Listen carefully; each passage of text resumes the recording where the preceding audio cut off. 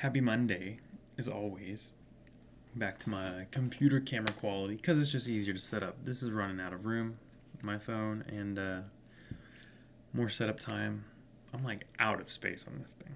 It's getting old and updates are only bigger.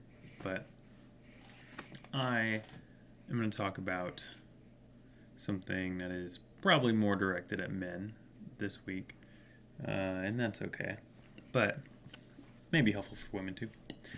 Correction, should still be, but talking about the importance of men spending time with men. And there are two caveats to this. Spending time with men without women around, and two, healthy, mature men. Why are those two things important? Because regardless of what people try to say, men and women are different, and we just lead different lives. There are women who are more masculine than average, and maybe feel more connected to men than women. And there are men who are more feminine in nature, and maybe feel more connected to women. But what I can tell you from experience and from watching it is at no point does that ever exempt you from the need of needing that one-on-one time with the same sex. So it's really important. And there's a certain type of encouragement that comes around in these groups. And whether people, again, want to admit it or not, they behave differently in a space where it's all the same sex. So, yeah, guys just with guys will behave differently. And women just with women will behave differently. And this is where the maturity and healthy part comes in. Because a group of guys that's immature and not emotionally healthy or generally healthy, and women do this too in their own way, they'll just kind of descend into just probably more inappropriate behavior. Where in reality, the healthy version is they're just able to speak into men's struggles and successes differently. That's where the benefit comes. So if you're hanging out with a group of guys and you're like, oh, I'm getting that guy time, and they're just talking about like stupid topics the whole time.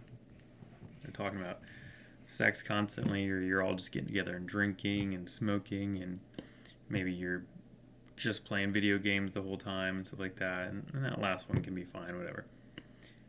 But you're not really getting quality men time. Especially if y'all are using substances and just having coarse talk. That's, call me a prude on that one, but that's not emotional maturity. That's everyone's just kind of wasting away together, whether it's fun or not.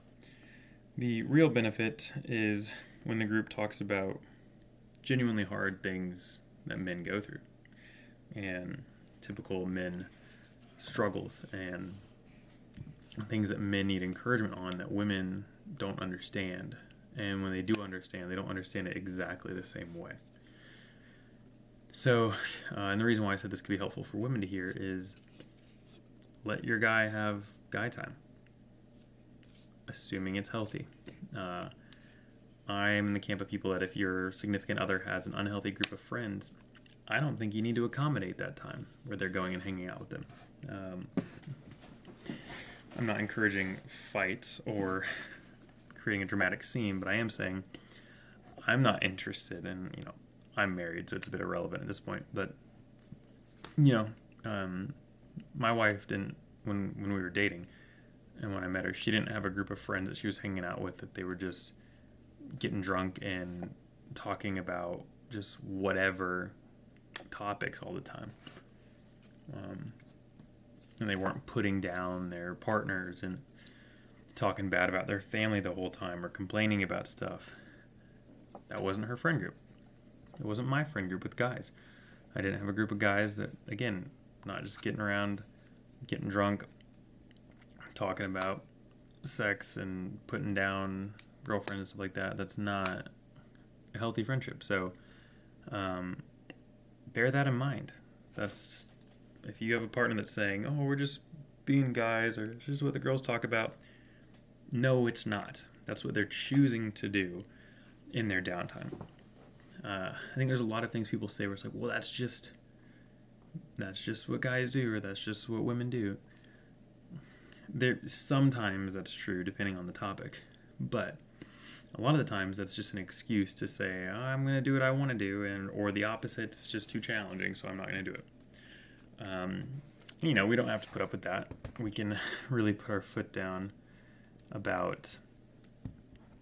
When I say put our foot down, again, don't go around trying to like force someone to do something, but saying, hey, this isn't good. Don't do that. You need encouraging, life-giving relationships. And I say this after spending a weekend with a group of guys recently, about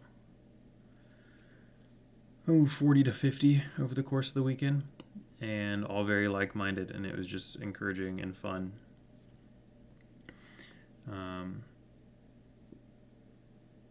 Yeah. No drinking, no smoking. Not a single person talked bad about their wife or girlfriend. Not a single person was actively trying to cause trouble, trying to cause a fight. Pretty much no one had to ask for help for anything in terms of cleaning or taking care of stuff because people were just volunteering to do it. I like that type of group. And so, that's what I mean when I say you don't have to settle, because the quality people that you look for probably exist, and I think people settle all the time. So, as men, be encouraged to be around other men, and don't settle for bad friendships and relationships. Again, I'm not endorsing being rude or dismissive of people that are seeking health, but don't settle for unhealthy relationships. And maybe you're saying, oh, well, this person needs me, this person. If you don't have healthy relationships and you keep jumping into people who need help, don't kid yourself that you're somehow being helpful. Because if you don't have friendships and relationships that enrich you, you're running on fumes when you help those people. And are you really helping? And do you even have the capacity to give them what they really need? Which is sometimes a hard conversation, is sometimes genuine friendship. And it is sometimes things like errands or conversations, but you can only give what you have. And if you're drained all the time, there's nothing left to give. But you say you're figuring it out, but I have seen people who are doing the figuring it out part and they're just always giving. And then when they actually get into life-giving relationships, they can't believe how much capacity they actually have for people when they're not running on fumes. So don't kid yourself either. You need healthy relationships before you can be a healthy relationship. Just plain and simple. So get in your healthy relationships, right? I encourage it. Aggressively, I encourage it.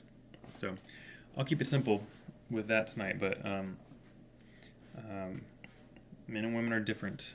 Take time, men, to be with men.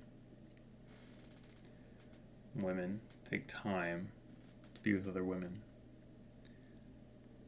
And if those people are wasting away with substances and crudeness, inappropriate behavior, bad language about people, especially partners and family and other friends that aren't there, run from that like it will kill you, because it is killing you.